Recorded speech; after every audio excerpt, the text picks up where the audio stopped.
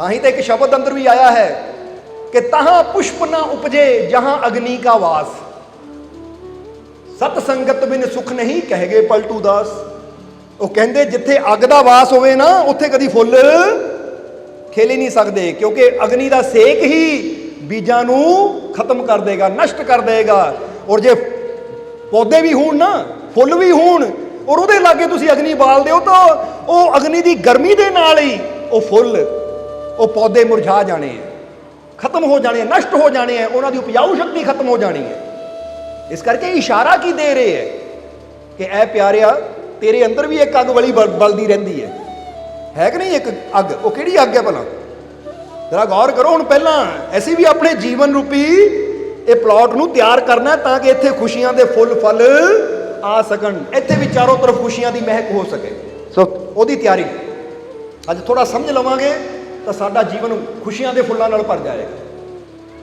हुण हैरानी तो उदों हुंदी जदों इंसान खुशियां दे फुल तां चाहता है, खुशियां तां चाहता है, पर जो खुशियां नूं पैदा करन वास्ते, जो खुशियां नूं प्राप्त करन वास्ते नियम है, असूल है, उन्हां ते चलण दी बंदा कोशिश नहीं करता। कई बार देखिए ना, बंदा तंदुरुस्ती चाहता है पर डॉक्टर जो परहेज दसदा है बंदा परहेज पूरे करता नहीं है, फिर कहता मैनूं तंदुरुस्ती नहीं मिल रही। इसलिए अगर असीं कोई चीज़ चाहते हैं तो सब तो पहला सानू अपने मन दे विच एक गल निश्चय करनी पेगी दृढ़ता दे नाल कि अगर मैनूं ये चीज़ चाहिए है तो ये कुछ नियम है, और अगर मैं इनू पाना चाहता तो ये नियम के अंदर मैनू चलना ही पैना है, ये नियम मैनू मनने ही पैने हैं, क्योंकि नियम तोड़ के मैं कभी भी वो मंजिल तक नहीं पहुँच सकता जिसनों मैं हासिल करना चाहता। इसलिए सोचो जरा, हर चीज़ के कुछ नियम होंगे। सो समझदार माली जिहड़ा होएगा ना, जदों ओह किसी बाग नूं तैयार करता है तो सब तो पहला जमीन के अंदरों वो झाड़ बूझे कंकर पत्थर वो सारिया चीज़ों को हटाता है ਜਿਹੜੀਆਂ चीज़ां वो बाग नूं खिलन विच या फुल्लां नूं खिलन विच रुकावट पैदा कर सकदियां है।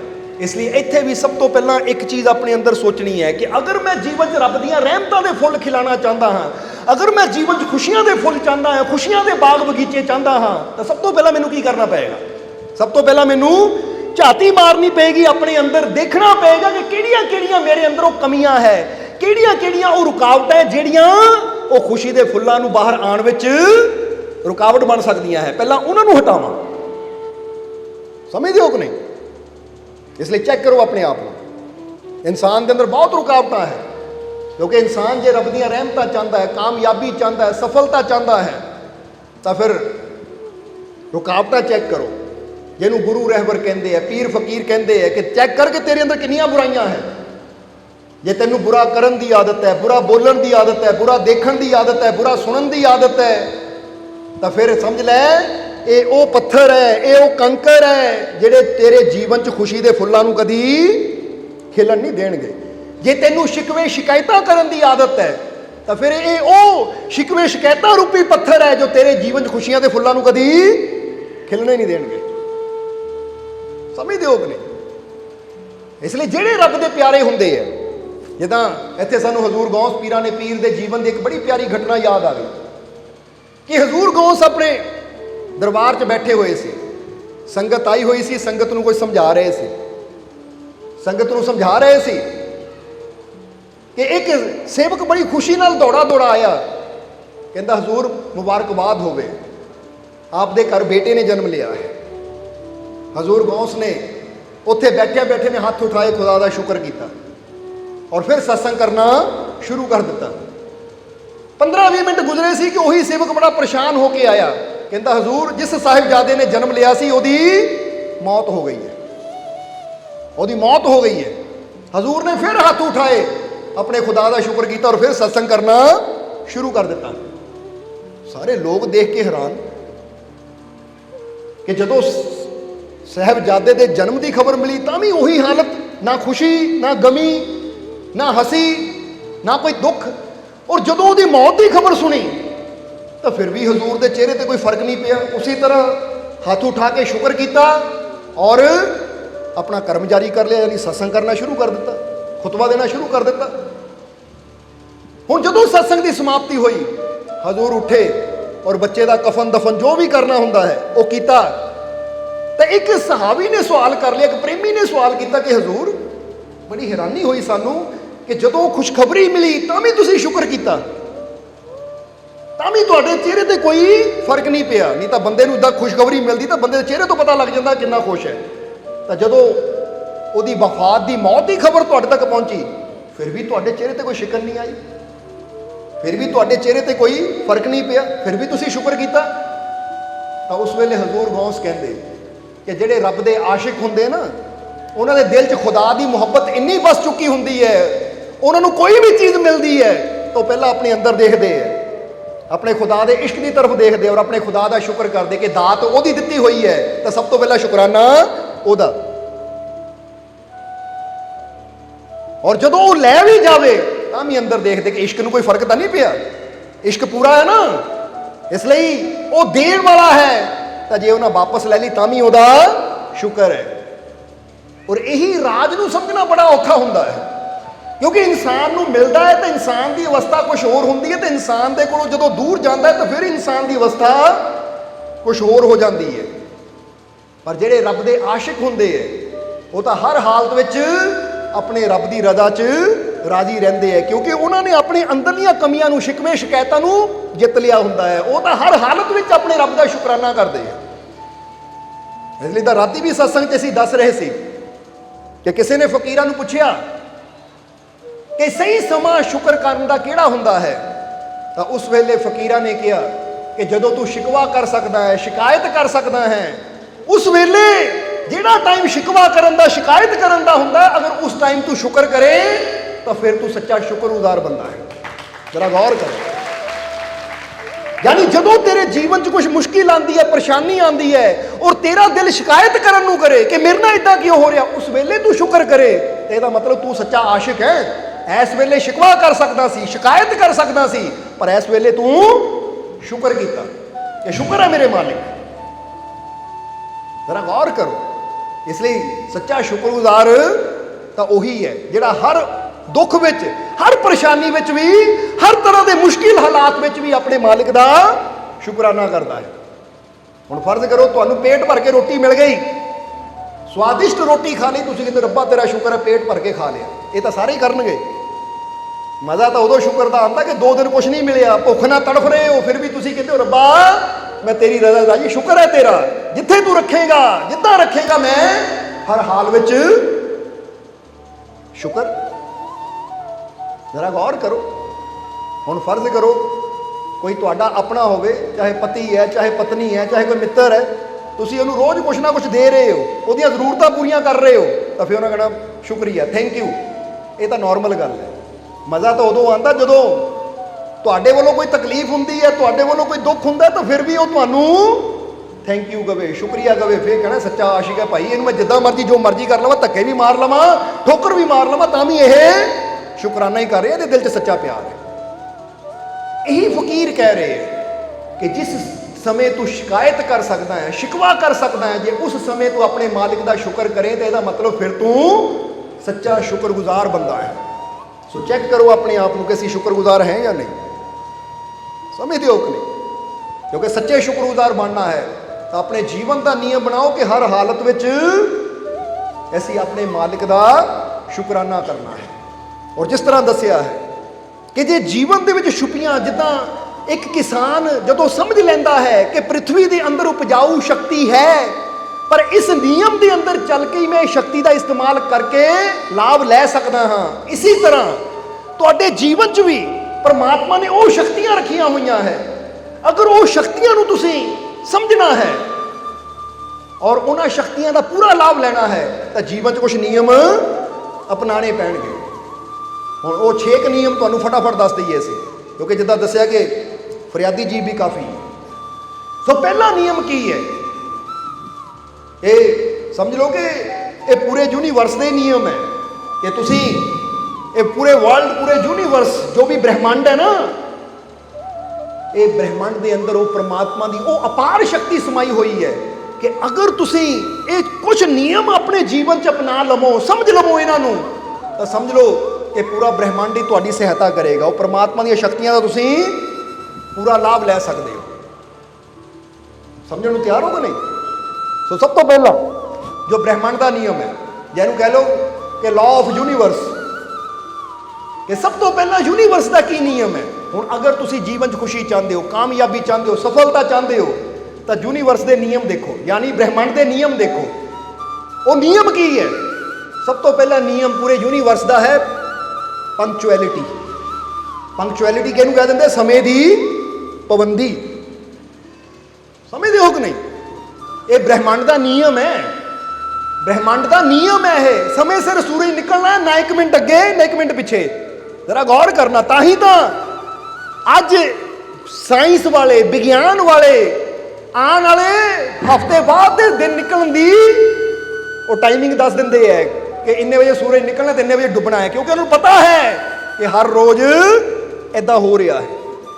ਹੁਣ ਤੁਸੀਂ ਕਿਸੇ ਟ੍ਰੇਨ ਬਾਰੇ ਪੁੱਛੋ ਕਿਸੇ ਨੂੰ, ਖਾਸ ਕਰਕੇ ਆਪਣੇ ਨਾ ਭਾਰਤ ਵਿੱਚ, ਕਿ ਭਾਈ ਇਹ ਟ੍ਰੇਨ ਕਿੰਨੇ ਵਜੇ ਆਣੀ ਹੈ, ਤਾਂ ਬੰਦਾ ਕਹਿੰਦਾ ਆਉਣ ਦਾ ਟਾਈਮ ਤਾਂ 9 ਵਜੇ ਹੈ, ਪਰ ਆਵੇ ਕਦੋਂ ਇਹ ਨਹੀਂ ਪਤਾ। 9:30 ਆ ਸਕਦੀ ਹੈ, 10 ਵਜੇ ਆ ਸਕਦੀ ਹੈ, 9:15 ਆ ਸਕਦੀ ਹੈ, ਪੱਕਾ ਨਹੀਂ ਪਤਾ ਕਿ ਆਣੀ 9 ਵਜੇ ਹੀ ਹੈ। ਸਮਝਦੇ ਹੋ ਕਿ ਨਹੀਂ? ਕਿਉਂਕਿ ਪੰਕਚੁਅਲਿਟੀ ਨਹੀਂ ਹੈ। ਪਰ ਤੁਸੀਂ ਸੂਰਜ ਨੂੰ ਨਹੀਂ ਇੱਦਾਂ ਕਹਿ ਸਕਦੇ। ਤੁਸੀਂ ਕੁਦਰਤ ਦੀਆਂ ਜੋ ਹੋਰ ਦਾਤਾਂ ਹੈ, ਤੁਸੀਂ ਦੇਖੋਗੇ ਇੱਕ ਪ੍ਰਿਥਵੀ ਆਪਣੀ ਇੱਕ ਲੈ ਅੰਦਰ ਕਿੰਨੇ ਹਜ਼ਾਰ ਸਾਲ ਤੋਂ ਘੁੰਮ ਰਹੀ ਹੈ। ਕਦੀ ਇਹ ਨਹੀਂ ਹੋਇਆ ਸਪੀਡ ਘਟ ਗਈ ਜਾਂ ਵੱਧ ਗਈ। ਉਹ ਆਪਣੀ ਇੱਕ ਲੈ 'ਚ ਹੀ ਘੁੰਮ ਰਹੀ ਹੈ। ਹਰ ਚੀਜ਼ ਕੁਦਰਤ ਨੇ ਇੱਕ ਲੈ ਨਾਲ ਬਣਾਈ ਹੈ। ਇਸ ਲਈ ਹਰ ਇਨਸਾਨ ਅਗਰ ਆਪਣੇ ਆਪ ਨੂੰ ਵੀ ਦੇਖੇ ਤਾਂ ਕੁਦਰਤ ਹਰ ਇੱਕ ਨੂੰ ਬਣਾਉਣ 'ਚ ਇੱਕ ਸਮਾਂ ਲੈਂਦੀ ਹੈ, ਔਰ ਫਿਰ ਉਹ ਸਮਾਂ ਉਹਦੇ ਮੁਤਾਬਿਕ ਹੀ ਚੱਲਦਾ ਹੈ। ਉੱਥੇ ਇਹ ਨਹੀਂ ਹੋ ਸਕਦਾ ਕਿ ਕਿਸੇ ਵਾਸਤੇ ਘੱਟ ਹੋਵੇ, ਕਿਸੇ ਵਾਸਤੇ ਵੱਧ ਹੋਵੇ। ਹਰ ਰੋਜ਼ ਸਾਨੂੰ ਸਾਰਿਆਂ ਨੂੰ 1440 ਮਿੰਟ ਮਿਲਦੇ ਹੈ। ਸਾਨੂੰ ਸਾਰਿਆਂ ਨੂੰ। ਇੱਥੇ ਕੁਦਰਤ ਇਹ ਨਹੀਂ ਕਰਦੀ ਕਿ ਇਹਨੂੰ ਮੈਂ 1500 ਮਿੰਟ ਦੇ ਦੇਵਾਂ ਤੇ ਇਹਨੂੰ 1440 ਮਿੰਟ ਦੇਵਾਂ। ਨਹੀਂ, ਪੰਕਚੁਅਲ ਹੈ, ਸਮੇਂ ਦੀ ਪਾਬੰਦ ਹੈ।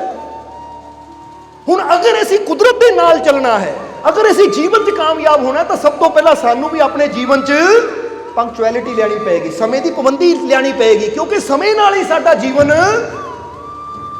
ਚੱਲਦਾ ਹੈ। ਸਮਾਂ ਹੀ ਤਾਂ ਹੈ। ਹੁਣ ਜਰਾ ਜੀਵਨ ਨੂੰ ਦੇਖੋ ਕੀ ਹੈ।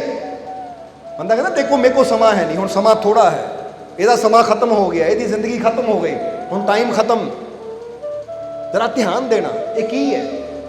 ਹਰ ਕੋਈ ਇੱਕ ਟਾਈਮ ਲੈ ਕੇ ਦੁਨੀਆ ਤੇ ਆਇਆ ਹੈ। ਤਾਂ ਹੀ ਤਾਂ ਕਿਹਾ ਪਲ ਪਲ ਦੇ ਨਾਲ ਹੈ ਬਣੀ ਜ਼ਿੰਦਗੀ। ਪਲਾਂ ਦੇ ਨਾਲ ਹੀ ਇਹ ਜ਼ਿੰਦਗੀ ਬਣੀ ਹੋਈ ਹੈ। ਇਸ ਲਈ ਅੱਜ ਤੋਂ ਆਪਣੇ ਸਮੇਂ ਨੂੰ ਲੈ ਕੇ ਸਮੇਂ ਦੀ ਪਾਬੰਦੀ ਹੈ। ਤੁਹਾਨੂੰ ਯੂਨੀਵਰਸਲ ਨਿਯਮ ਦੱਸ ਰਹੇ ਹਾਂ ਅਸੀਂ, ਲਾਅ ਆਫ ਯੂਨੀਵਰਸ, ਯਾਨੀ ਬ੍ਰਹਿਮੰਡ ਦੇ ਨਿਯਮ। ਕਿ ਬ੍ਰਹਿਮੰਡ ਕਹਿੰਦਾ ਅਗਰ ਤੂੰ ਮੇਰੇ ਨਾਲ ਚਲੇਗਾ ਤਾਂ ਫਿਰ ਮੈਂ ਤੈਨੂੰ ਕਾਮਯਾਬ ਜ਼ਰੂਰ ਕਰੂੰਗਾ। ਸਮਝਣਾ ਜ਼ਰਾ। ਹੁਣ ਬੰਦਾ ਕਈ ਵਾਰ ਕਹਿ ਦਿੰਦਾ 1 ਮਿੰਟ ਨਾਲ ਕੀ ਫਰਕ ਪੈਂਦਾ ਹੈ, 2 ਮਿੰਟ ਨਾਲ ਕੀ ਫਰਕ ਪੈਂਦਾ ਹੈ। ਤਾਂ ਕਹਿੰਦੇ ਪੁੱਛੋ ਉਹਨਾਂ ਨੂੰ ਕਿ ਜਿਹੜੇ 1 ਮਿੰਟ ਲੇਟ ਪਹੁੰਚਦੇ ਆ ਫਲਾਈਟ ਉੱਡ ਜਾਂਦੀ ਹੈ, 1 ਮਿੰਟ ਲੇਟ ਪਹੁੰਚਦੇ ਆ ਟ੍ਰੇਨ ਮਿਸ ਹੋ ਜਾਂਦੀ ਹੈ, ਜਾਂ ਡਾਕਟਰ ਕਹਿੰਦੇ ਆ 2 ਮਿੰਟ ਪਹਿਲਾਂ ਲੈ ਆਉਂਦੀ ਤਾਂ ਅਸੀਂ ਬਚਾ ਲੈਣਾ ਸੀ। ਕਈ ਵਾਰ 1 ਮਿੰਟ ਦਾ 2 ਮਿੰਟ ਦਾ ਇੰਨਾ ਫਰਕ ਪੈਂਦਾ ਕਿ ਉੱਥੇ ਇਨਸਾਨ ਦੀ ਜਾਨ ਬਚ ਵੀ ਜਾਂਦੀ ਹੈ ਤੇ ਜਾਨ ਚਲੀ ਵੀ ਜਾਂਦੀ ਹੈ 1 ਮਿੰਟ ਦੇ ਨਾਲ। ਸਮਝਦੇ ਹੋ ਕਿ ਨਹੀਂ? ਇਸ ਲਈ 1-1 ਮਿੰਟ ਦਾ ਸਾਡੇ ਜੀਵਨ ਤੇ ਬੜਾ ਪ੍ਰਭਾਵ ਪੈਂਦਾ ਹੈ। ਇਸ ਲਈ ਅਸੀਂ ਤੁਹਾਨੂੰ ਕਹਾਂਗੇ ਨਿਯਮ ਬਣਾਓ ਆਪਣੇ ਜੀਵਨ ਦਾ। ਸੌਣ ਦਾ ਨਿਯਮ ਔਰ ਸਵੇਰੇ ਪੰਕਚੁਅਲ ਹੋ ਕੇ ਇੰਨੇ ਵਜੇ ਜਾਗਣ ਦਾ ਨਿਯਮ। ਕਿਉਂਕਿ ਕੁਦਰਤ ਕਹਿੰਦੀ ਹੈ ਕਿ ਅੰਮ੍ਰਿਤ ਵੇਲਾ ਜਿਹੜਾ ਹੁੰਦਾ ਹੈ ਨਾ, ਉਸ ਵੇਲੇ ਤੂੰ ਅੰਮ੍ਰਿਤ ਦੇ ਬਹੁਤ ਨਜ਼ਦੀਕ ਹੁੰਦਾ ਹੈ। ਔਰ ਅੱਜ ਸਾਇੰਸ ਵੀ ਇਹ ਚੀਜ਼ ਮੰਨਦੀ ਹੈ। ਔਰ ਬੜੇ ਬੜੇ ਸਕਸੈਸਫੁਲ ਲੋਕ ਜਿਹੜੇ ਆ ਨਾ, ਉਹ ਸਵੇਰੇ ਅੰਮ੍ਰਿਤ ਵੇਲੇ ਉੱਠ ਕੇ ਮੈਡੀਟੇਸ਼ਨ ਕਰਦੇ ਆ, ਧਿਆਨ ਕਰਦੇ ਆ। ਉਹ ਸਮਝਦੇ ਹੋ ਕਿ ਨਹੀਂ? ਉਹ ਸਭ ਤੋਂ ਪਹਿਲਾਂ ਉੱਠ ਕੇ ਧਿਆਨ ਕਰਦੇ ਹੈ, ਮੈਡੀਟੇਸ਼ਨ ਕਰਦੇ ਹੈ। ਮੈਡੀਟੇਸ਼ਨ ਦਾ ਮਤਲਬ ਹੈ ਆਪਣੇ ਆਪ ਨੂੰ ਉਹ ਪਰਮ ਤੱਤਾਂ ਨਾਲ, ਪਰਮ ਸ਼ਕਤੀ ਨਾਲ ਜੁੜਨਾ। ਕਿਉਂਕਿ ਉਹਦੇ ਨਾਲ ਜੁੜਾਂਗੇ ਤਾਂ ਫੇਰ ਹੀ ਸਾਨੂੰ ਉਹ ਸ਼ਕਤੀ ਮਿਲੇਗੀ ਕਿ ਅਸੀਂ ਪੂਰਾ ਦਿਨ ਹਰ ਮੁਸ਼ਕਿਲ ਦਾ ਸਾਹਮਣਾ ਕਰਨ ਵਾਸਤੇ ਤਿਆਰ ਹੋ ਜਾਂਦੇ ਹਾਂ। ਅੱਜ ਤੁਸੀਂ ਦੇਖਦੇ ਹੋ ਨਾ ਕਿ ਇਨਸਾਨ ਬਾਹਰੀ ਤੌਰ ਤੇ ਤਾਂ ਬੜਾ ਮਜ਼ਬੂਤ ਹੁੰਦਾ, ਪਰ ਮਾਨਸਿਕ ਤੌਰ ਤੇ ਬੰਦਾ ਇੰਨਾ ਕਮਜ਼ੋਰ ਹੁੰਦਾ ਹੈ ਕਿ ਮਾੜੀਆਂ ਮਾੜੀਆਂ ਮੁਸ਼ਕਿਲਾਂ ਆਉਂਦੀਆਂ ਆ ਤਾਂ ਉਹ ਹਿੱਲ ਜਾਂਦਾ ਹੈ, ਨਿਰਾਸ਼ ਹੋ ਜਾਂਦਾ ਹੈ, ਡਰ ਜਾਂਦਾ ਹੈ, ਚਿੰਤਾ ਨਾਲ ਭਰ ਜਾਂਦਾ ਹੈ। ਇਹਦਾ ਕਾਰਨ ਕੀ ਹੈ? ਇਹਦਾ ਕਾਰਨ ਇਹੀ ਹੈ ਕਿ ਅੰਦਰੋਂ ਅਸੀਂ ਬੜੇ ਵੀਕ ਹਾਂ, ਕਮਜ਼ੋਰ ਹਾਂ। ਪਰ ਜਦੋਂ ਅਸੀਂ ਅੰਮ੍ਰਿਤ ਵੇਲੇ ਉੱਠ ਕੇ ਆਪਣੇ ਮਾਲਿਕ ਦਾ ਸਿਮਰਨ ਕਰਦੇ ਹਾਂ, ਆਪਣੇ ਮਾਲਿਕ ਦੀ ਬੰਦਗੀ ਕਰਦੇ ਹਾਂ, ਆਪਣੀ ਸੁਰਤੀ ਨੂੰ ਉਹਦੇ ਨਾਲ ਜੋੜਦੇ ਹਾਂ, ਤਾਂ ਸਾਡਾ ਇੱਕ ਐਸਾ ਕਨੈਕਸ਼ਨ ਪਰਮਾਤਮਾ ਨਾਲ ਜੁੜਦਾ ਹੈ ਕਿ ਫਿਰ ਸਾਡੇ ਅੰਦਰ ਉਹ ਸ਼ਕਤੀ, ਉਹ ਵਿਸ਼ਵਾਸ ਆਉਣਾ ਸ਼ੁਰੂ ਹੁੰਦਾ ਹੈ ਕਿ ਮੈਂ ਅਸੰਭਵ ਨੂੰ ਸੰਭਵ ਕਰ ਸਕਦਾ ਹੈ, ਕਿਉਂਕਿ ਮੇਰਾ ਮਾਲਿਕ ਮੇਰੇ। ਕਿਉਂਕਿ ਇਹ ਗੱਲ ਯਾਦ ਰੱਖੋ ਕਿ ਨਾਮੁਮਕਿਨ ਦੇ ਵਿੱਚ ਹੀ ਮੁਮਕਿਨ ਛੁਪਿਆ ਹੋਇਆ, ਬਸ ਨਾਂ ਨੂੰ ਹਟਾ ਦਿਓ। ਜਿਹੜੇ ਨਾਂ ਦਾ ਬੋਝ ਲੈ ਕੇ ਤੁਰੇ ਰਹਿੰਦੇ ਆ ਨਾ, ਉਹ ਕਦੀ ਕਿਸੇ ਚੀਜ਼ ਨੂੰ ਮੁਮਕਿਨ ਕਰ ਹੀ ਨਹੀਂ ਸਕਦੇ। ਇਸ ਲਈ ਨਾਂ ਦੇ ਬੋਝ ਨੂੰ ਹਟਾ ਦਿਓ ਤਾਂ ਸਭ ਕੁਝ ਮੁਮਕਿਨ ਹੈ। ਔਰ ਮੁਮਕਿਨ ਹੋ ਜਾਂਦਾ ਹੈ ਜਦੋਂ ਇਨਸਾਨ ਨੂੰ ਆਪਣੇ ਮਾਲਿਕ ਤੇ ਵਿਸ਼ਵਾਸ ਹੋਵੇ। ਇਸੇ ਲਈ ਤਾਂ ਐਲਬਰਟ ਆਇਨਸਟਾਈਨ ਨੇ एक कोट यानी एक लाइन बड़ी प्यारी कही है कि कल्पना और विश्वास ही कामयाबी की सीढ़ी है। की क्या है? बहुत बड़े वैज्ञानिक हुए हैं एल्बर्ट आइंस्टाइन। वो कहते कल्पना और विश्वास ही कामयाबी की सीढ़ी है, पौड़ी है। जे तू कामयाब होना है तो कल्पना यानी सोच। जरा ध्यान देने वाली गल है। कल्पना का मतलब की है जो अज नहीं है ਉਹਦੇ ਬਾਰੇ मैं सोचना। ਜਿੱਦਾਂ ਅਸੀਂ ਦੱਸਿਆ ਨਾ, ਰਾਈਟ ਬ੍ਰਦਰ ਨੇ ਜਦੋਂ ਪਲੇਨ ਬਣਾਇਆ ਸੀ ਤਾਂ ਪਲੇਨ ਬਣਾਉਣ ਤੋਂ ਪਹਿਲਾਂ ਸੋਚਿਆ ਸੀ ਕਿ ਅਸੀਂ ਕੋਈ ਇਦਾਂ ਦੀ ਮਸ਼ੀਨ ਬਣਾਣੀ ਜਿਹੜੀ ਹਵਾ 'ਚ ਉੜੇ। ਥਾਮਸ ਐਡੀਸਨ ਨੇ ਜਦੋਂ ਬੱਲਬ ਦਾ ਆਵਿਸ਼ਕਾਰ ਕੀਤਾ ਸੀ ਤਾਂ ਕਿਸੇ ਨੇ ਪੁੱਛਿਆ, ਮਹਾਰਾਜ ਇਹ ਬੱਲਬ ਤੁਸੀਂ ਕਿਸ ਤਰ੍ਹਾਂ ਬਣਾਇਆ?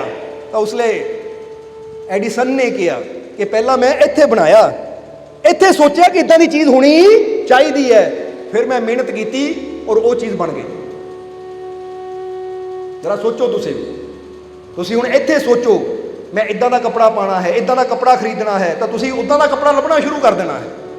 मैं इदां दी चीज़ करनी है, इदां दा घर बनाना है, तो तुसी उदां दा घर पेपर ते ड्राइंग करना शुरू कर देना है। तो जदों ड्राइंग बन गई तो तुसी कहना भाई आह ड्राइंग मेरे पसंद दी है, हुण इदां दा घर मैनूं चाहीदा बनाओ। पहलां इत्थे बनदी है चीज़। जिद्दां असीं ताज महल की गल की सी ना कि ताज महल कितनी बारी बनया, किसी को पता है? चलो अज फिर जिक्र आया तो गल कर लीए कि ताज महल कितनी बारी बनया।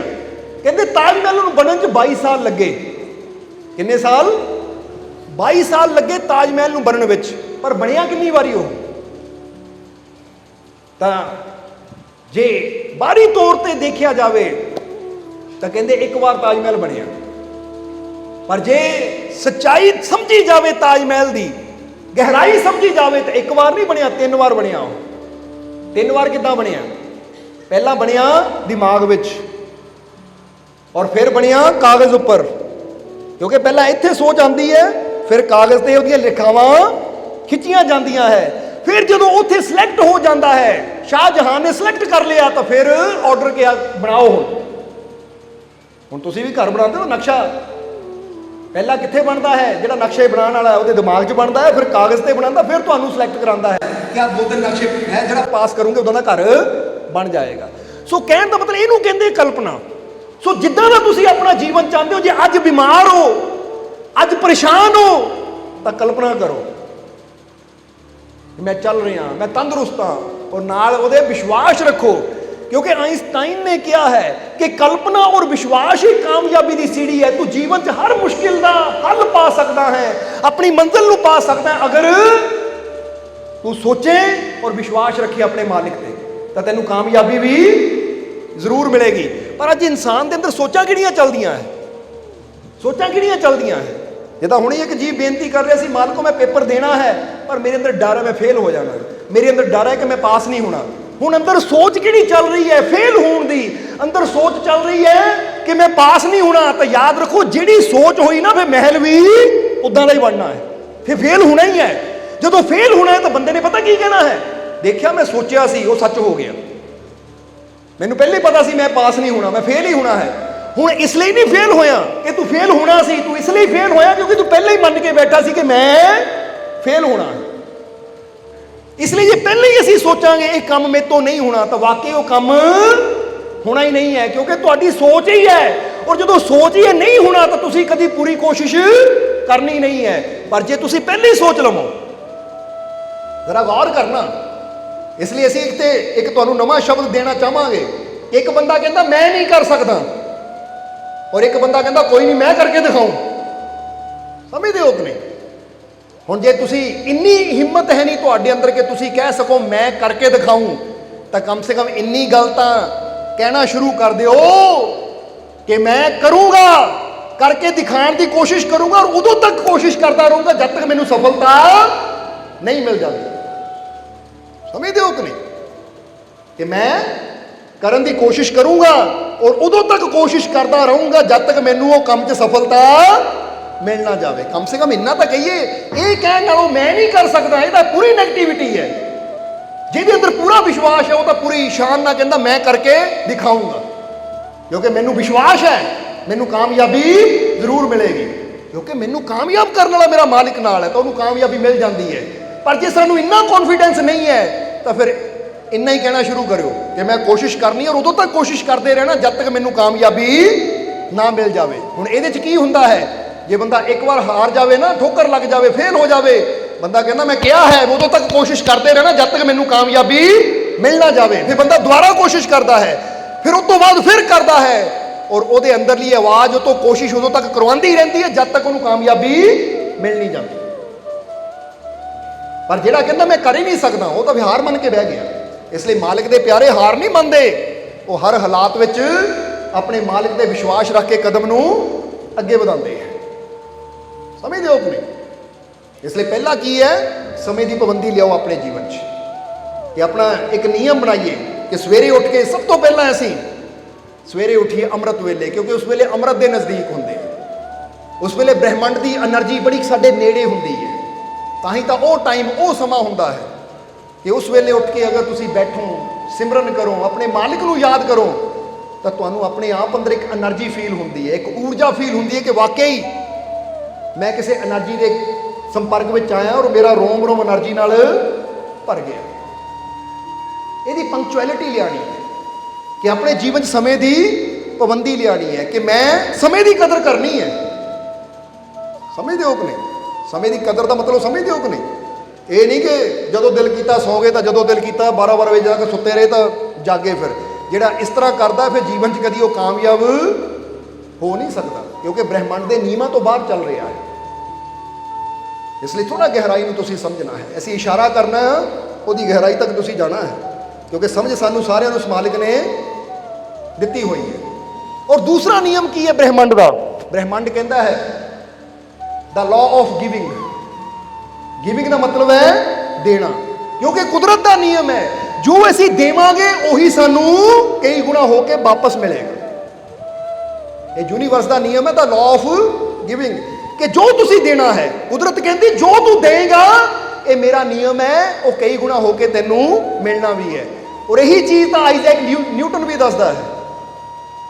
ਕਹਿੰਦੇ ਉਹ ਤੀਸਰਾ ਨਿਯਮ ਦੇਖਣਾ ਕਿ ਹਰ ਕਿਰਿਆ ਦੀ ਪ੍ਰਤੀਕਿਰਿਆ ਹੁੰਦੀ ਹੈ। ਹਰ ਕਿਰਿਆ ਦੀ ਪ੍ਰਤੀਕਿਰਿਆ ਦਾ ਮਤਲਬ ਹੈ ਕਿ ਜੋ ਤੂੰ ਇਧਰੋਂ ਕਰਨਾ ਆ ਅੱਗਿਓਂ ਤੈਨੂੰ ਫਲ ਵੀ ਉਹੀ ਮਿਲਣਾ ਹੈ। ਉਸੇ ਤਰ੍ਹਾਂ ਜਿੱਦਾਂ ਖੂਹ ਦੇ ਵਿੱਚ ਆਵਾਜ਼ ਮਾਰੇਗਾ ਤਾਂ ਜਿੱਦਾਂ ਦੀ ਤੂੰ ਆਵਾਜ਼ ਦੇਣੀ ਹੈ ਪਲਟ ਕੇ ਉਦਾਂ ਦੀ ਆਵਾਜ਼ ਵਾਪਸ ਆਣੀ ਹੈ। ਕੁਦਰਤ ਦਾ ਨਿਯਮ ਹੈ। ਹੁਣ ਤੁਸੀਂ ਪਾਣਾ ਕੀ ਚਾਹੁੰਦੇ ਹੋ, ਜਰਾ ਸੋਚੋ। ਹੁਣ ਇੱਥੇ ਦੱਸੀਏ ਕਿ ਲਾਅ ਆਫ ਗਿਵਿੰਗ ਦਾ ਮਤਲਬ ਹੈ, ਸ਼ਾਰਟ ਵਿੱਚ ਦੱਸ ਦਈਏ ਕਿ ਜੇ ਤੁਸੀਂ ਕਾਮਯਾਬੀ ਪਾਣਾ ਚਾਹੁੰਦੇ ਹੋ ਤਾਂ ਦੂਜਿਆਂ ਨੂੰ ਕਾਮਯਾਬ ਬਣਾਉਣ ਵਿੱਚ ਮਦਦ ਕਰੋ। ਜੇ ਤੁਸੀਂ ਖੁਸ਼ੀ ਚਾਹੁੰਦੇ ਹੋ ਤਾਂ ਦੂਜਿਆਂ ਨੂੰ ਖੁਸ਼ੀ ਦੇਣ ਦੀ ਕੋਸ਼ਿਸ਼ ਕਰੋ, ਕਿਉਂਕਿ ਜਦੋਂ ਤੁਸੀਂ ਦੂਜਿਆਂ ਨੂੰ ਖੁਸ਼ੀ ਦਿੰਦੇ ਹੋ ਤਾਂ ਉਹ ਖੁਸ਼ੀ ਕਈ ਗੁਣਾ ਹੋ ਕੇ ਤੁਹਾਨੂੰ ਮਿਲਣੀ ਸ਼ੁਰੂ ਹੋ ਜਾਂਦੀ ਹੈ। ਜਦੋਂ ਤੁਸੀਂ ਦੂਜਿਆਂ ਨੂੰ ਅੱਗੇ ਵਧਾਉਣ ਵਿੱਚ ਹੈਲਪ ਕਰਦੇ ਹੋ, ਮਦਦ ਕਰਦੇ ਹੋ, ਤਾਂ ਕੁਦਰਤ ਤੁਹਾਨੂੰ ਅੱਗੇ ਵਧਾਉਂਦੀ ਹੈ। ਔਰ ਜੇ ਤੁਸੀਂ ਦੂਜਿਆਂ ਨੂੰ ਅੱਗੇ ਵਧਣ ਵਿੱਚ ਹੈਲਪ ਨਹੀਂ ਕਰਦੇ, ਰੁਕਾਵਟ ਖੜੀ ਕਰਦੇ ਹੋ, ਤਾਂ ਕੁਦਰਤ, ਕਿਉਂਕਿ ਤੁਸੀਂ ਦੂਜੇ ਨੂੰ ਰੋਕ ਰਹੇ ਹੋ, ਕੁਦਰਤ ਤੁਹਾਨੂੰ ਰੋਕ ਲੈਂਦੀ ਹੈ ਕਿ ਤੈਨੂੰ ਹੁਣ ਅੱਗੇ ਨਹੀਂ ਵਧਣ ਦੇਣਾ, ਕਿਉਂਕਿ ਅੱਜ ਤੇ ਕੋਈ ਇੰਨੀ ਕੁ ਸ਼ਕਤੀ ਹੈ ਤਾਂ ਤੂੰ ਇੱਕ ਨੂੰ ਰੋਕ ਰਿਹਾ ਆ, ਕੱਲ ਨੂੰ ਤੈਨੂੰ ਜ਼ਿਆਦਾ ਬੜਾ ਕਰ ਦਿੱਤਾ ਤਾਂ ਤੂੰ ਤਾਂ ਹਜ਼ਾਰਾਂ ਨੂੰ ਰੋਕੇਗਾ, ਇਸ ਲਈ ਤੂੰ ਇੱਥੇ ਰੁਕ। ਸਮਝਦੇ ਹੋ ਕਿ ਨਹੀਂ? ਕਿਉਂਕਿ ਕੁਦਰਤ ਹਮੇਸ਼ਾ ਪਾਵਰ, ਤਾਕਤ ਉਹਨਾਂ ਦਾ ਸਾਥ ਦਿੰਦੀ ਹੈ ਜਿਹੜੇ ਦੂਜਿਆਂ ਦੀ ਹੈਲਪ ਕਰਨ ਦੀ, ਭਲਾ ਕਰਨ ਦੀ ਕੋਸ਼ਿਸ਼ ਕਰਦੇ। ਇਹਨੂੰ ਕਹਿੰਦੇ ਲਾਅ ਆਫ ਗਿਵਿੰਗ। ਇਹਦਾ ਮਤਲਬ ਕੀ ਹੈ? ਤੁਹਾਡਾ ਭਲਾ ਉਦੋਂ ਹੋਏਗਾ ਜਦੋਂ ਤੁਸੀਂ ਦੂਜਿਆਂ ਦਾ ਭਲਾ ਕਰਨ ਦੀ ਕੋਸ਼ਿਸ਼ ਕਰੋਗੇ। ਇਹ ਤਾਂ ਕਰਕੇ ਦੇਖਿਓ ਕਦੇ, ਤੇ ਕਿਸੇ ਨੂੰ ਸਮਾਈਲ ਦੇ ਕੇ ਦੇਖਿਓ, ਅੱਗੇ ਤੁਹਾਨੂੰ ਵੀ ਸਮਾਈਲ ਮਿਲੇਗੀ। ਤਾਂ ਕਿਸੇ ਨੂੰ ਗਾਲੀ ਦੇ ਕੇ ਦੇਖ ਲਿਓ ਤਾਂ ਅੱਗੇ ਤੁਹਾਨੂੰ ਵੀ ਗਾਲੀ ਮਿਲੇਗੀ। ਹੁਣ ਤੁਸੀਂ ਕੀ ਚਾਹੁੰਦੇ ਹੋ? ਜੀਵਨ 'ਚ ਖੁਸ਼ੀਆਂ ਚਾਹੁੰਦੇ ਹੋ ਤਾਂ ਫਿਰ ਦੂਜਿਆਂ ਨੂੰ ਖੁਸ਼ੀਆਂ ਦੀਆਂ ਦੁਆਵਾਂ ਦਿਓ। ਜਦੋਂ ਦੂਜਿਆਂ ਨੂੰ ਦੁਆਵਾਂ ਦਿਓਗੇ ਤਾਂ ਉਹਨਾਂ ਵੱਲੋਂ ਦੁਆਵਾਂ ਤੁਹਾਨੂੰ ਮਿਲਣਗੀਆਂ। ਇਹ ਗੱਲ ਯਾਦ ਰੱਖਣਾ ਹਮੇਸ਼ਾ। ਜੇ ਤੁਸੀਂ ਕਿਸੇ ਨਾਲ ਨਫ਼ਰਤ ਕਰੋਗੇ ਤਾਂ ਅੱਗੇ ਉਹ ਨਫ਼ਰਤ ਰਿਟਰਨ ਵਿੱਚ ਤੁਹਾਨੂੰ ਮਿਲਣੀ ਹੈ। ਔਰ ਇੱਦਾਂ ਦੀਆਂ ਇਤਿਹਾਸ ਅੰਦਰ ਕਈ ਘਟਨਾਵਾਂ ਹੈ। ਕਹਿੰਦੇ ਨੇ ਇੱਕ ਬਾਦਸ਼ਾਹ ਬਜ਼ੁਰਗ ਹੋ ਚੁੱਕਾ ਸੀ, ਬਿਰਧ ਹੋ ਚੁੱਕਾ ਸੀ। ਇੱਕ ਰਾਜਾ, ਇੱਕ ਦਿਨ ਉਹ ਰਾਜਾ ਬਿਰਧ ਹੋ ਚੁੱਕਾ ਹੈ ਔਰ ਆਪਣੇ ਮੰਤਰੀ ਨਾਲ ਰੱਥ ਤੇ ਸਵਾਰ ਹੋ ਕੇ ਆਪਣੇ ਨਗਰ ਦੀ ਸੈਰ ਕਰ ਰਿਹਾ ਹੈ। ਜਦੋਂ ਸੈਰ ਕਰਦਾ ਕਰਦਾ ਇੱਕ ਘਰ ਦੇ ਮੋੜ ਦੀ ਪਹੁੰਚਿਆ, ਦੇਖਿਆ ਕਿ ਬਹੁਤ ਸ਼ਾਨਦਾਰ ਘਰ ਹੈ। ਉਹ ਘਰ ਕਿਸੇ ਵਪਾਰੀ ਦਾ ਹੈ, ਕੋਈ ਸੇਠ ਹੈ ਜਿਹੜਾ ਵਪਾਰ ਦਾ ਕੰਮ ਕਰਦਾ ਹੈ, ਸਮਾਨ ਖਰੀਦਦਾ ਹੈ, ਸਮਾਨ ਵੇਚਦਾ ਹੈ। ਜਦੋਂ ਰਾਜਾ ਉਹਦੇ ਘਰ ਦੇ ਮੋੜ ਦੀ ਲੰਘਿਆ, ਰਾਜੇ ਨੇ ਸਾਰਥੀ ਨੂੰ ਕਿਹਾ ਰੱਥ ਰੋਕ। ਉਹਨੇ ਰੱਥ ਰੋਕਿਆ ਤਾਂ ਰਾਜੇ ਨੇ ਜਦੋਂ ਦੇਖਿਆ ਤਾਂ ਰਾਜਾ ਆਪਣੇ ਮੰਤਰੀ ਨੂੰ ਕਹਿਣ ਲੱਗਾ, ਇਹ ਘਰ ਕਿਹਦਾ ਹੈ? ਕਹਿੰਦਾ ਜੀ ਇਸ ਨਗਰ ਦਾ ਬਹੁਤ ਬੜਾ ਸੇਠ ਹੈ, ਬਹੁਤ ਬੜਾ ਵਪਾਰੀ ਹੈ, ਉਹਦਾ ਘਰ ਹੈ। ਰਾਜਾ ਕਹਿੰਦਾ ਪਤਾ ਨਹੀਂ, ਮੈਨੂੰ ਇਹ ਘਰ ਅੱਛਾ ਨਹੀਂ ਲੱਗਿਆ, ਇਹਨੂੰ ਗਿਰਾ ਦਿਓ, ਇਹਨੂੰ ਗਿਰਾ ਦਿਓ। ਹੁਣ ਮੰਤਰੀ ਬੜਾ ਹੈਰਾਨ ਹੋਇਆ ਕਿ ਅੱਜ ਤੱਕ ਤਾਂ ਬਾਦਸ਼ਾਹ ਨੇ ਕਦੀ ਕਿਸੇ ਦਾ ਬੁਰਾ ਨਹੀਂ ਕੀਤਾ, ਕੋਈ ਇਦਾਂ ਦੀ ਗੱਲ ਕਦੀ ਕੀਤੀ ਨਹੀਂ ਜਿਹਦੇ ਨਾਲ ਕਿਸੇ ਨੂੰ ਤਕਲੀਫ ਹੋਵੇ, ਕਿਉਂਕਿ ਬਾਦਸ਼ਾਹ ਸਾਡਾ ਬੜਾ ਨੇਕ ਹੈ। ਅੱਜ ਪਹਿਲੀ ਵਾਰ ਹੈ ਕਿ ਬਿਨਾਂ ਕਿਸੇ ਮਤਲਬ ਤੋਂ ਰਾਜਾ ਕਹਿ ਰਿਹਾ ਇਹਨੂੰ ਗਿਰਾ ਦਿਓ। ਪਰ ਮੰਤਰੀ ਸਮਝਦਾਰ ਸੀ, ਮੰਤਰੀ ਨੇ ਉਸ ਲਈ ਹੱਥ ਜੋੜੇ, ਠੀਕ ਹੈ ਮਹਾਰਾਜ, ਜੋ ਤੁਹਾਡਾ ਹੁਕਮ, ਕੱਲ ਸਵੇਰ ਨੂੰ ਹੀ ਇਹ ਘਰ ਨੂੰ ਗਿਰਾ ਦਿੱਤਾ ਜਾਏਗਾ, ਕਿਉਂਕਿ ਹੁਣ ਤਾਂ ਸ਼ਾਮ ਹੋ ਚੁੱਕੀ ਹੈ। ਰਾਜਾ ਕਹਿੰਦਾ ਠੀਕ ਹੈ, ਯਾਦ ਰੱਖ ਸਵੇਰ ਨੂੰ ਇਹ ਕੰਮ ਸ਼ੁਰੂ ਹੋ ਜਾਣਾ ਚਾਹੀਦਾ, ਘਰ ਨੂੰ ਗਿਰਾ ਦੇਣਾ ਹੈ। ਹੁਣ ਰਾਜਾ ਸੈਰ ਕਰਕੇ ਆਪਣੇ ਮਹਿਲ 'ਚ ਆ ਗਿਆ। ਇੱਧਰ ਮੰਤਰੀ ਮਨ 'ਚ ਸੋਚ ਰਿਹਾ ਕਿ ਅੱਜ ਤੱਕ ਰਾਜੇ ਨੇ ਕਿਸੇ ਦਾ ਬੁਰਾ ਨਹੀਂ ਕੀਤਾ, ਉਹ ਘਰ ਨੂੰ ਦੇਖ ਕੇ ਇਦਾਂ ਕਿਉਂ? ਕਹਿੰਦੇ ਉਹ ਮੰਤਰੀ ਰਾਤ ਨੂੰ ਹੀ ਉਹ ਘਰ ਦੇ ਮਾਲਿਕ ਦੇ ਕੋਲ ਗਿਆ, ਸੇਠ ਦੇ ਕੋਲ, ਔਰ ਸੇਠ ਨੂੰ ਜਾ ਕੇ ਕਿਹਾ ਕਿ ਸੇਠ ਜੀ, ਤੁਹਾਨੂੰ ਪਤਾ ਰਾਜੇ ਨੇ ਤੁਹਾਡਾ ਘਰ ਦੇਖ ਕੇ ਇਹਨੂੰ ਗਿਰਾਉਣ ਦਾ ਹੁਕਮ ਕੀਤਾ ਹੈ, ਔਰ ਸਵੇਰ ਨੂੰ ਇਹ ਘਰ ਗਿਰਾਇਆ ਜਾਣਾ ਹੈ। ਉਹ ਸੇਠ ਕਹਿੰਦਾ ਮਹਾਰਾਜ ਮੇਰੇ ਤੋਂ ਇਦਾਂ ਦੀ ਕਿਹੜੀ ਭੁੱਲ ਹੋ ਗਈ, ਮੈਂ ਤਾਂ ਕਦੀ ਕੋਈ ਗਲਤੀ ਕੀਤੀ ਨਹੀਂ ਹੈ, ਫਿਰ ਮੇਰਾ ਘਰ ਗਿਰਾਉਣ ਦਾ ਰਾਜੇ ਨੇ ਹੁਕਮ ਕਿਉਂ ਕੀਤਾ ਹੈ? ਤਾਂ ਉਸ ਲਈ ਮੰਤਰੀ ਨੇ ਕਿਹਾ ਸੇਠ ਗਲਤੀ ਦਾ ਕੋਈ ਨਾ ਕੋਈ ਹੈ, ਕੁਛ ਨਾ ਕੁਛ ਤਾਂ ਐਸਾ ਤੇਰੇ ਕੋਲ ਹੈ ਜਿਹੜਾ ਬੁਰੀ એનર્ਜੀ ਰਾਜੇ ਨੂੰ ਦੇ ਰਿਹਾ ਹੈ, ਔਰ ਰਾਜੇ ਨੇ ਹੁਕਮ ਕੀਤਾ ਇਹਨੂੰ ਗਿਰਾ। ਸੱਚ ਦੱਸ ਤੇਰੇ ਵਾਸਤੇ, ਰਾਜੇ ਵਾਸਤੇ ਕੀ ਭਾਵਨਾ, ਤੇਰੇ ਦਿਲ 'ਚ ਰਾਜੇ ਵਾਸਤੇ ਕੀ ਭਾਵਨਾ ਹੈ? ਸੱਚ ਦੱਸੀ, ਕੀ ਭਾਵਨਾ ਹੈ ਤੇਰੇ ਦਿਲ 'ਚ ਰਾਜੇ ਨੂੰ ਲੈ ਕੇ? ਔਰ ਯਾਦ ਰੱਖ ਸਵੇਰ ਨੂੰ ਹੁਕਮ ਹੋ ਗਿਆ ਹੈ, ਘਰ ਤਾਂ ਸਵੇਰ ਨੂੰ ਗਿਰਾਣਾ ਸ਼ੁਰੂ ਕਰ ਹੀ ਦੇਣਾ ਹੈ, ਪਰ ਅਗਰ ਤੂੰ ਭਾਵਨਾ ਆਪਣੇ ਦਿਲ ਦੀ ਦੱਸ ਦੇਵੇਂ ਤਾਂ ਹੋ ਸਕਦਾ ਤੇਰਾ ਘਰ ਬਚ ਜਾਵੇ, ਕਿਉਂਕਿ ਇੱਕ ਰਾਤ ਦਾ ਸਮਾਂ ਤੇ ਕੋ ਹੈ। ਤਾਂ ਉਸ ਵੇਲੇ ਸੇਠ ਨੇ ਡਰਦੇ ਡਰਦੇ ਨੇ ਦੱਸਿਆ, ਕਹਿੰਦਾ ਮਹਾਰਾਜ ਭਾਵਨਾ ਤੇ ਇੱਕ ਹੈ ਕਿ ਮੈਂ ਰੋਜ਼ ਸਵੇਰੇ ਸ਼ਾਮ ਰਾਜੇ ਦੇ ਮਰਨ ਦੀ ਦੁਆ ਕਰਦਾ ਹਾਂ ਕਿ ਐ ਪ੍ਰਮਾਤਮਾ ਰਾਜੇ ਨੂੰ ਮੌਤ ਦੇ ਦੇ, ਰਾਜੇ ਨੂੰ ਮੌਤ ਦੇ ਦੇ, ਰਾਜੇ ਨੂੰ ਮੌਤ ਦੇ ਦੇ। ਮੇਰੇ ਅੰਦਰ ਰਾਜੇ ਵਾਸਤੇ ਬੁਰੀ ਭਾਵਨਾ ਕਿ ਇਹਦੀ ਮੌਤ ਮੰਗਦਾ ਆ। ਫਕੀਰ ਕਹਿੰਦਾ, ਵਜ਼ੀਰ ਕਹਿੰਦਾ ਬਾਦਸ਼ਾਹ ਦੀ ਮੌਤ ਕਿਉਂ ਮੰਗ ਰਿਹਾ ਤੂੰ ਭਾਈ? ਉਹ ਇੰਨਾ ਚੰਗਾ ਬਾਦਸ਼ਾਹ, ਨੇਕ ਬਾਦਸ਼ਾਹ ਹੈ, ਤੈਨੂੰ ਬਾਦਸ਼ਾਹ ਨੇ ਕੀ ਪ੍ਰੋਬਲਮ ਹੈ, ਕੀ ਤਕਲੀਫ ਹੈ, ਤੂੰ ਕਦੇ ਮੌਤ ਮੰਗਦਾ ਹੈ? ਕਹਿੰਦਾ ਦਰਅਸਲ ਪਿਛਲੇ 1 ਸਾਲ ਤੋਂ ਮੈਂ ਦੇਖਿਆ ਸੀ ਜਦੋਂ ਰਾਜੇ ਦੀ ਤਬੀਅਤ ਖਰਾਬ ਸੀ, ਰਾਜੇ ਦੀ ਸਿਹਤ ਪਿਛਲੇ ਸਾਲ ਖਰਾਬ ਹੋਈ ਸੀ, ਤਾਂ ਮੈਨੂੰ ਲੱਗਾ ਸੀ ਹੁਣ ਰਾਜੇ ਨੇ ਮਰ ਜਾਣਾ ਹੈ। ਤਾਂ ਮੈਂ ਚੰਦਨ ਦੀਆਂ ਲੱਕੜਾਂ ਖਰੀਦੀਆਂ ਸੀ, ਕਿਉਂਕਿ ਰਾਜਿਆਂ ਮਹਾਰਾਜਿਆਂ ਨੂੰ ਹਮੇਸ਼ਾ ਚੰਦਨ ਦੀਆਂ ਲੱਕੜਾਂ ਤੇ ਹੀ ਦਾਹ ਸੰਸਕਾਰ ਉਹਨਾਂ ਦਾ ਕੀਤਾ ਜਾਂਦਾ ਹੈ। ਮੈਂ ਚੰਦਨ ਦੀਆਂ ਲੱਕੜਾਂ ਖਰੀਦ ਲਈਆਂ ਸੀ ਕਿ ਹੁਣ ਰਾਜਾ ਮਰੇਗਾ, ਚੰਦਨ ਦੀਆਂ ਲੱਕੜਾਂ ਮੰਗੀਆਂ ਜਾਣਗੀਆਂ ਤਾਂ ਮੇਰੇ ਕੋਲ ਮਿਲਣੀਆਂ, ਤਾਂ ਮੂੰਹ ਮੰਗੇ ਦਾਮ ਨਾਲ ਉਹ ਲੱਕੜਾਂ ਵੇਚੂਗਾ ਤਾਂ ਮੈਨੂੰ ਫਾਇਦਾ ਹੋਏਗਾ। ਪਰ ਮੈਂ ਦੇਖ ਰਿਹਾ ਪਿਛਲੇ 1 ਸਾਲ ਤੋਂ ਲੱਕੜਾਂ ਉੱਦਾਂ ਹੀ ਪਈਆਂ, ਖਰਾਬ ਹੋ ਰਹੀਆਂ ਹੈ, ਮੇਰਾ ਨੁਕਸਾਨ ਹੋ ਰਿਹਾ ਹੈ। ਤਾਂ ਮੈਂ ਉਹਨਾਂ ਨੂੰ ਜਦ ਵੀ ਦੇਖਦਾ ਕਹਿੰਦਾ ਰੱਬਾ ਆਹ ਨੁਕਸਾਨ ਹੋ ਰਿਹਾ, ਰਾਜੇ ਨੂੰ ਮਾਰ ਦੇ ਤਾਂ ਕਿ ਮੇਰੀਆਂ ਲੱਕੜਾਂ ਵਿਕਣ ਤਾਂ ਮੈਨੂੰ ਫਾਇਦਾ ਹੋਵੇ। ਬਸ ਉਹ ਨੁਕਸਾਨ ਤੋਂ ਬਚਣ ਦੀ ਖਾਤਰ ਮੈਂ ਦਿਨ ਰਾਤ ਰਾਜੇ ਦੇ ਮਰਨ ਦੀ ਦੁਆ ਕਰਦਾ ਤਾਂ ਕਿ ਮੈਨੂੰ ਹਜ਼ਾਰਾਂ ਦਾ ਫਾਇਦਾ ਹੋਵੇ। ਉਹ ਵਜ਼ੀਰ ਕਹਿੰਦਾ ਮੂਰਖਾ, ਆਪਣਾ ਹਜ਼ਾਰਾਂ ਦਾ ਫਾਇਦਾ ਕਰਦਾ ਕਰਦਾ ਲੱਖਾਂ ਦਾ ਘਰ ਤੂੰ ਗਵਾ ਲੈਣਾ, ਆਪਣੀ ਜ਼ਿੰਦਗੀ ਬਰਬਾਦ ਕਰ ਲੈਣੀ ਹੈ। ਕਿੱਦਾਂ ਦੀ ਭਾਵਨਾ ਰੱਖੀ ਹੈ ਤੂੰ ਰਾਜੇ ਵਾਸਤੇ? ਇਹ ਭਾਵਨਾ ਕੱਢ, ਕਿੰਨੇ ਦੀ ਲੱਕੜ ਹੈ, ਕਿੰਨੇ ਦੀ ਹੈ ਲੱਕੜ? ਉਹਨੇ ਦੱਸਿਆ ਜੀ ਇੰਨੇ ਹਜ਼ਾਰ ਦੀ। ਵਜ਼ੀਰ ਕਹਿੰਦਾ ਲੈ ਉਹ ਮੈਂ ਇੰਨੇ ਹਜ਼ਾਰ ਤੈਨੂੰ ਦਿੰਦਾ, ਲੱਕੜ ਮੇਰੇ ਘਰ ਪਹੁੰਚਾ, ਪਰ ਅੱਜ ਤੋਂ ਰਾਜੇ ਦੀ ਲੰਬੀ ਉਮਰ ਦੀ ਦੁਆ ਮੰਗ। ਕੀ ਕਰਨੀ ਹੈ? ਰਾਜੇ ਦੀ ਲੰਬੀ ਉਮਰ ਦੀ ਦੁਆ ਮੰਗ, ਔਰ ਖਬਰਦਾਰ ਮੁੜ ਕੇ ਇਦਾਂ ਨਾ ਕਰੀ, ਔਰ ਜਿੰਨੀ ਹੋ ਸਕਦਾ ਬਹਿ ਕੇ ਹੁਣ ਦੁਆ ਕਰ, ਫਰਿਆਦ ਕਰ। ਕਹਿੰਦੇ ਹੁਣ ਉਹਨੂੰ ਤਾਂ ਮਤਲਬ ਸੀ ਲੱਕੜਾਂ ਵਿਕਣਨਾ, ਉਹ ਵਜ਼ੀਰ ਨੇ ਖਰੀਦ ਲਈਆਂ ਤਾਂ ਉਹਨਾਂ ਹੱਥ ਜੋੜੇ, ਭਗਵਾਨ ਹੈ ਪਰਮਾਤਮਾ ਸਾਡੇ ਰਾਜੇ ਦੀ ਉਮਰ ਲੰਬੀ ਕਰ, ਰਾਜੇ ਨੂੰ ਖੁਸ਼ੀਆਂ ਦੇ, ਰਾਜੇ ਨੂੰ ਕਾਮਯਾਬੀ ਦੇ, ਸਫਲਤਾ ਦੇ। ਜਦੋਂ ਪੋਜ਼ਿਟਿਵ ਦੁਆਵਾਂ ਉਹਦੀਆਂ ਰਾਜੇ ਵਾਸਤੇ ਨਿਕਲਣ ਲੱਗੀਆਂ ਤਾਂ ਅਗਲਾ ਦਿਨ ਹੋਇਆ ਤਾਂ ਰਾਜੇ ਨੇ ਵਜ਼ੀਰ ਨੂੰ ਬੁਲਾਇਆ। ਕਹਿੰਦਾ ਵਜ਼ੀਰ ਗੱਲ ਸੁਣ, ਸਵੇਰੇ ਸਵੇਰੇ ਹੀ ਬੁਲਾ ਲਿਆ। ਵਜ਼ੀਰ ਆਇਆ, ਕਹਿੰਦਾ ਹਾਂ ਮਹਾਰਾਜ ਦੱਸੋ। ਉਹ ਕਹਿੰਦਾ ਵਜ਼ੀਰ ਉਹ ਤੈਨੂੰ ਕਿਹਾ ਸੀਗਾ ਕਿ ਉਹ ਸੇਠ ਦਾ ਘਰ ਗਿਰਾਣਾ ਆ, ਕੰਮ ਸ਼ੁਰੂ ਕੀਤਾ ਜਾਂ ਨਹੀਂ? ਵਜ਼ੀਰ ਕਹਿੰਦਾ ਬਸ ਮਹਾਰਾਜ ਚੱਲਾਂ ਹੀ ਆ, ਜਾ ਕੇ ਹੁਣੇ ਕੰਮ ਸ਼ੁਰੂ ਕਰ ਦੇਣਾ, ਸੈਨਿਕਾਂ ਨੂੰ ਲਿਜਾ ਕੇ, ਸ਼ਾਮ ਤੱਕ ਘਰ ਗਿਰਿਆ, ਫਿਕਰ ਨਾ ਕਰੋ। ਉਹ ਰਾਜਾ ਕਹਿੰਦਾ ਨਹੀਂ, ਪਤਾ ਨਹੀਂ ਕੱਲ ਮੈਨੂੰ ਕੀ ਹੋਇਆ ਸੀ, ਉਹ ਘਰ ਨੂੰ ਦੇਖ ਕੇ ਪਤਾ ਨਹੀਂ ਮੈਨੂੰ ਇੰਨਾ ਗੁੱਸਾ ਕਿਉਂ ਆ ਗਿਆ ਕਿ ਮੇਰੇ ਦਿਲ 'ਚੋਂ ਆਇਆ ਉਹਨੂੰ ਗਿਰਾਣਾ ਚਾਹੀਦਾ ਹੈ। ਪਰ ਹੁਣ ਮੈਨੂੰ ਆਪਣੀ ਗਲਤੀ ਦਾ ਅਹਿਸਾਸ ਹੋ ਰਿਹਾ ਹੈ। ਉਹ ਮੇਰਾ ਫੈਸਲਾ ਗਲਤ ਸੀ, ਕਿਉਂਕਿ ਉਹ ਵਿਚਾਰਾ ਤਾਂ ਕਦੀ ਮਿਲਿਆ ਵੀ ਨਹੀਂ ਮੈਨੂੰ, ਜਾਂ ਕਦੀ ਉਹਦੇ ਨਾਲ ਮੇਰੀ ਮੁਲਾਕਾਤ ਵੀ ਨਹੀਂ ਹੋਈ। ਤਾਂ ਨਹੀਂ ਐਡਾ ਨੁਕਸਾਨ ਕਰਨਾ, ਬੜਾ ਸੋਹਣਾ ਘਰ ਹੈ, ਮੇਰੇ ਰਾਜ ਦੀ ਸ਼ਾਨ ਹੈ, ਇਸ ਲਈ ਹੁਣ ਗਿਰਾਇਓ ਨਾ ਉਹਨੂੰ। ਵਜ਼ੀਰ ਹੱਸਦਾ ਹੋਇਆ ਚਲਾ ਗਿਆ ਕਿ ਕੱਲ ਸ਼ਾਮੀ ਰਾਜਾ ਗਿਰਾਣ ਦਾ ਹੁਕਮ ਦੇ ਰਿਹਾ ਸੀ, ਹੁਣ ਰਾਜਾ ਕਹਿੰਦਾ ਗਿਰਾਇਓ ਨਾ, ਮੇਰੇ ਦੇਸ਼ ਦੀ, ਮੇਰੇ ਨਗਰ ਦੀ ਸ਼ਾਨ ਹੈ। ਹੁਣ ਵਜ਼ੀਰ ਨੇ ਉੱਥੇ ਦੇਖਿਆ ਕਿ ਫਰਕ ਕਿੱਥੇ ਪੈ ਗਿਆ।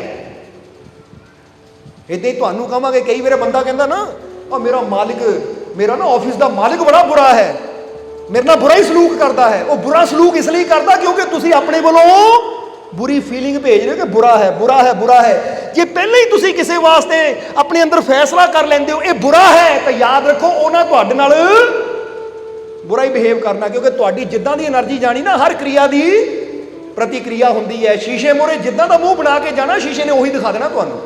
ਫਿਰ ਇਹ ਨਾ ਕਿਉਂ ਲੈ, ਜਿੱਦਾਂ ਕਹਿੰਦੇ ਆ ਨਾ, ਨੱਥੂ ਲਾਲ ਗਿਆ ਫੋਟੋਗ੍ਰਾਫਰ ਦੇ ਕੋਲ, ਕਹਿੰਦਾ ਲੈ ਆ ਮੇਰੀ ਫੋਟੋ ਖਿੱਚ ਦੇ। ਨੱਥੂ ਲਾਲ ਨੇ ਜਦੋਂ ਫੋਟੋ ਖਿੱਚੀ, ਆਪਣੇ ਫੋਟੋਗ੍ਰਾਫਰ ਨੇ ਨੱਥੂ ਲਾਲ ਦੀ ਫੋਟੋ ਖਿੱਚੀ, ਨੱਥੂ ਲਾਲ ਨੇ ਦੇਖੀ, ਉਹ ਕਹਿੰਦਾ ਆਹ ਕਿੱਦਾਂ ਦੀ ਫੋਟੋ, ਇੱਥੇ ਮੈਂ ਬਾਂਦਰ ਵਰਗਾ ਦਿਸਦਾ ਹੈ। ਉਹ ਕਹਿੰਦਾ ਮਹਾਰਾਜ ਜਿੱਦਾਂ ਦੀ ਸ਼ਕਲ ਉਦਾਂ ਦੇ ਦਿਸਣੇ ਹੈ, ਜੇ ਹੈ ਹੀ ਸ਼ਕਲ ਬਾਂਦਰ ਵਰਗੀ ਤਾਂ ਬਾਂਦਰ ਵਰਗੇ ਦਿਸਣੇ। ਹੁਣ ਫੋਟੋ ਨੇ ਤਾਂ, ਕੈਮਰੇ ਨੇ ਤਾਂ ਉਹੀ ਪੇਸ਼ ਕਰਨਾ ਜੋ ਹਕੀਕਤ ਹੈ, ਇੱਥੇ ਮੈਂ ਕੋਈ ਹੱਥ ਨਾਲ ਤਾਂ ਬਣਾਇਆ ਨਹੀਂ ਹੈ। ਸੋ ਦੱਸਣਾ ਕੀ ਚਾਹੁੰਦੇ, ਹਮੇਸ਼ਾ ਬੰਦਾ ਦੋਸ਼ ਦੂਜੇ ਨੂੰ ਦਿੰਦਾ ਕਿੱਦਾਂ ਦੀ, ਪਰ ਇਹ ਨਹੀਂ ਦੇਖਦਾ ਕਿ ਜੋ ਮੈਂ ਇੱਧਰੋਂ ਕਰਨਾ ਹੈ ਨਾ, ਅੱਗੇ ਰਿਜ਼ਲਟ ਵੀ ਮੈਨੂੰ ਉਦਾਂ ਦਾ ਮਿਲਣਾ ਹੈ। ਇਸ ਲਈ ਹਮੇਸ਼ਾ ਪੋਜ਼ਿਟਿਵ ਸੋਚੋ। ਜੇ ਅਸੀਂ ਸੋਚਦੇ ਰਹਾਂਗੇ ਮੈਂ ਠੀਕ ਨਹੀਂ ਹੋਣਾ, ਮੈਂ ਠੀਕ ਨਹੀਂ ਹੋਣਾ, ਤਾਂ ਫਿਰ ਵਾਕਈ ਤੁਸੀਂ ਠੀਕ ਨਹੀਂ ਹੋਣਾ। ਜੇ ਤੁਸੀਂ ਸੋਚਦੇ ਰਹੋ ਕਿ ਮੈਨੂੰ ਕਾਮਯਾਬੀ ਨਹੀਂ ਮਿਲਣੀ, ਤਾਂ ਵਾਕਈ ਕਾਮਯਾਬੀ ਨਹੀਂ ਮਿਲਣੀ, ਕਿਉਂਕਿ ਹਰ ਕਿਰਿਆ ਦੀ ਪ੍ਰਤੀਕਿਰਿਆ ਹੁੰਦੀ ਹੈ। ਦਾ ਲਾਅ ਆਫ ਗਿਵਿੰਗ, ਜੋ ਤੁਸੀਂ ਦੇਣਾ ਹੈ, ਜੈਸੀ ਤੁਸੀਂ ਸੋਚ ਰੱਖਣੀ ਹੈ, ਉਹੀ ਤੁਹਾਨੂੰ ਕਈ ਗੁਣਾ ਹੋ ਕੇ ਮਿਲਣਾ ਹੈ। ਇਸ ਲਈ ਅੱਜ ਤੋਂ, ਤਾਂ ਹੀ ਤਾਂ ਜੀਸਸ ਕ੍ਰਾਈਸਟ ਨੇ ਬਾਈਬਲ ਦੇ ਅੰਦਰ ਬੜੀ ਪਿਆਰੀ ਲਾਈਨ ਆਉਂਦੀ ਹੈ ਕਿ ਜੋ ਤੁਸੀਂ ਆਪਣੇ ਵਾਸਤੇ ਚਾਹੁੰਦੇ ਹੋ ਉਹੀ ਆਪਣੇ ਪੜੋਸੀਆਂ ਨੂੰ ਦਿਓ। ਪੜੋਸੀਆਂ ਦਾ ਮਤਲਬ ਇਹ ਨਹੀਂ ਕਿ ਘਰ ਦੇ ਪੜੋਸ ਵਿੱਚ, ਪੜੋਸੀਆਂ ਮਤਲਬ ਜੋ ਵੀ ਤੁਹਾਡੇ ਕੋਲ ਖੜਾ ਹੈ, ਤੁਹਾਡੇ ਦਾएं ਬਾएं, ਜਿਹਨੂੰ ਵੀ ਤੁਸੀਂ ਮਿਲਦੇ ਹੋ, ਉਹਨੂੰ ਉਹੀ ਦਿਓ ਜੋ ਤੁਸੀਂ ਆਪਣੇ ਵਾਸਤੇ ਚਾਹੁੰਦੇ ਹੋ। ਜੇ ਤੁਸੀਂ ਆਪਣੇ ਵਾਸਤੇ ਇੱਜ਼ਤ ਚਾਹੁੰਦੇ ਹੋ ਤਾਂ ਉਹਨੂੰ ਇੱਜ਼ਤ ਦਿਓ, ਕਿਉਂਕਿ ਜਦੋਂ ਕਿਸੇ ਨੂੰ ਇੱਜ਼ਤ ਦਿਓਗੇ ਤਾਂ ਅਗਲਾ ਵੀ ਤੁਹਾਨੂੰ ਰਿਟਰਨ ਵਿੱਚ ਰਿਸਪੈਕਟ ਹੀ ਦੇਵੇਗਾ। ਹੁਣ ਇਹ ਤਾਂ ਹੋ ਨਹੀਂ ਸਕਦਾ ਕਿਸੇ ਨੂੰ ਤੁਸੀਂ ਬੇਇੱਜ਼ਤ ਕਰੋ ਤਾਂ ਉਹਦੇ ਕੋਲ ਇੱਜ਼ਤ ਲੱਭੋ। ਇਹ ਤਾਂ ਹੋ ਸਕਦੀ ਹੈ ਕਦੇ ਕਿ ਕਿਸੇ ਨੂੰ ਤਕਲੀਫ ਦਿਓ ਤਾਂ ਉਹਦੇ ਕੋਲੋਂ ਖੁਸ਼ੀ ਲੱਭੋ, ਕਿਸੇ ਨੂੰ ਨਫ਼ਰਤ ਕਰੋ ਤਾਂ ਉਹਦੇ ਕੋਲੋਂ ਪਿਆਰ ਲੱਭੋ। ਕਦੀ ਨਹੀਂ ਹੋ ਸਕਦਾ, ਕਿਉਂਕਿ ਦਾ ਲਾਅ ਆਫ ਗਿਵਿੰਗ, ਇਹ ਲਾਅ ਹੈ, ਇਹ ਨਿਯਮ ਹੈ ਕੁਦਰਤ ਦਾ, ਬ੍ਰਹਿਮੰਡ ਦਾ, ਕਿ ਜੋ ਤੂੰ ਦੇਣਾ ਹੈ ਉਹੀ ਪਾਣਾ ਹੈ। ਇਸੇ ਲਈ ਤਾਂ ਹਜ਼ੂਰ ਮੁਹੰਮਦ साहब ने भी किया है कि जिसने मांगना शुरू किया उसने मोहताजी का दरवाजा खोल लिया, वो सारी जिंदगी मोहताज ही रहेगा। और जिसने सदका देना शुरू किया उसने रहमत का दरवाजा खोल लिया, वो कभी मोहताज नहीं होगा। ये हजूर दे वचन है, हजूर मुहम्मद सल्लल्लाहु अलैहि वसल्लम, ये उन्होंने वचन है।